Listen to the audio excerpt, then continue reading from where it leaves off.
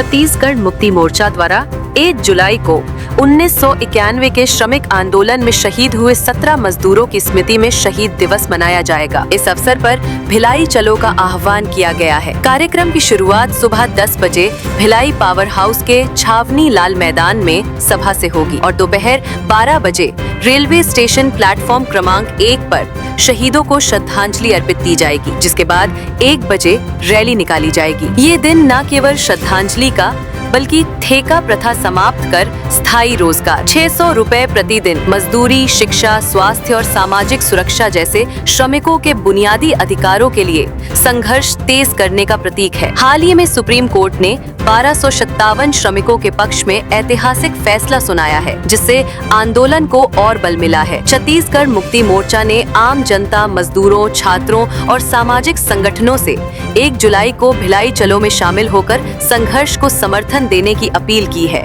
यहाँ से हमारे साथियों ने बताया है, बिलासपुर से लेके इधर दल्ली राजहरा, राजनांदगांव, डौंडी लोहारा, तेड़ेसरा, राजनांदगांव आसपास के सब मजदूर आएंगे, कुछ किसान आएंगे और कुछ नगर पालिका, नगर पंचायत में काम करने वाले तमाम तरह के कर्मचारी आने वाले हैं, किसान भी आने वाले और इसीलिए आने वाले हैं कि 1 जुलाई को जो शहादत दिवस है, भिलाई में जो हमारे 17 साथियों को शहादत कर दिया था, कुर्बानी दिए थे, उस कुर्बानी को याद करते हुए सरकार आज किस तरह से क्या कर रहा है। बहुत सारे कानून के बारे में साथियों ने जानकारी दी है। उसका मतलब है कि देश की सारा सार्वजनिक जो संपत्ति है, जिसको हम बोलते हैं कि ये मेरा पुरखा का है, ये हमारी सरकार की है, ये हमारे पुराने लोगों का है, उस सारे संपत्ति को ये बीजेपी की सरकार निजीकरण करके देश के कारपोरेट घरानों को, देश के सेठ साहूकार को सबको सौंप देना चाहती है। इसलिए उनको ना तो लेबर डिपार्टमेंट से मतलब है, ना प्रशासन से, किसी से कोई मतलब। मुझे लगता वो कलेक्टर का भी बात नहीं सुन रहा है। भले आप लोगों को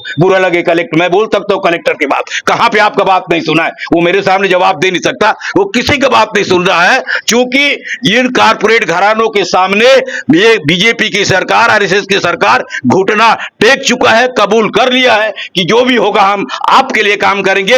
हमें देश की दुनिया से ना तो जंगल से, न जमीन से, न वातावरण से, लोकतंत्र से, प्रजा, हमें कोई मतलब नहीं है, हमें आपसे मतलब है। आपने हमको इतना दूर लाया है और इसलिए उनके काम में लगे हुए हैं ये बीजेपी की सरकार।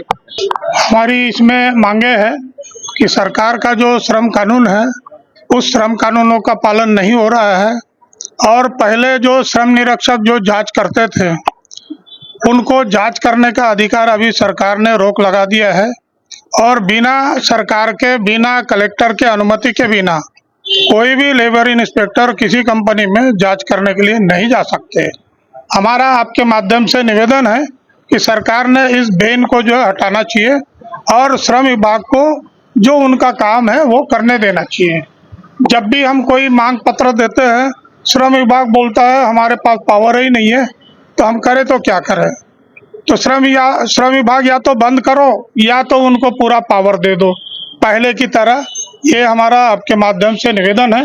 दूसरा हमारा निवेदन है कि संघर्षों के जरिए जो 44 कानून, श्रम कानून बने हुए थे, केंद्र की मोदी सरकार ने उन 44 कानूनों को खत्म करके मात्र 4 श्रम कोड जो बनाया गया, उसे अभी छत्तीसगढ़ में लागू करने की तैयारी है, पूरे देश भर लागू करने की तैयारी है और इसलिए हम इसका विरोध करते हैं।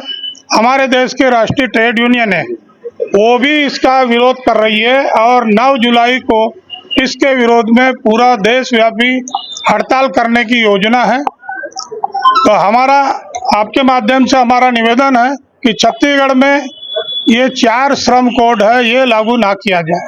33 वर्ष बीत जाने के बाद भी आप लोग की मांग है, अब तक पूरी उसके लिए जिम्मेदार कौन है? राज्य सरकार जिम्मेदार है क्या? राज्य सरकार जिम्मेदार है और राज्य सरकार के जो खास करके बीजेपी के जो लोग हैं, कारपोरेट घरानों के हितों में जो काम कर रहे हैं, ये लोग जो जिम्मेदार है और इसलिए वर्करों को, जो श्रमिकों को जो न्याय मिलना चाहिए था, वो जो न्याय अभी तक पूरा नहीं मिला।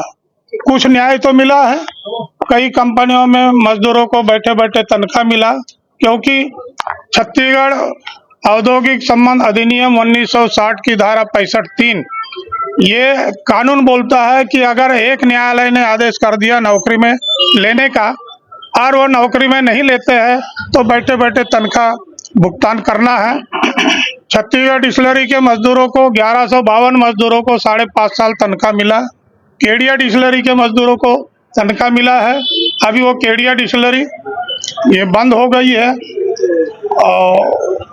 और उन्होंने जो चोरी छिपे जो सामान जो उधर कुम्हारी डिस्टिलरी में ले गया है, सरकार से हमने निवेदन किया है कि उस सामान जो लेके गया है, बॉयलर लेके गया है, टंकियां लेके गए हैं, बड़ी बड़ी मशीनें चोरी छुपे ले जाई गई है, उस सामानों की जब्ती करके उसकी जो नीलाम किया जाए और वर्करों का हक जो बनता है, जो ऑलरेडी उनका क्लेम जो पास हुआ है, मगर वो सरकार ने ये बोला है कि भाई वो अभी प्रॉपर्टी नहीं है, प्रॉपर्टी का रकम जो खत्म हो गया है, इसलिए उनको जो पूरा क्लेम नहीं मिल रहा है। तो आपके माध्यम से हमारा निवेदन है कि उसकी जब्ती किया जाए और उनका रकम श्रमिकों को दिया जाए।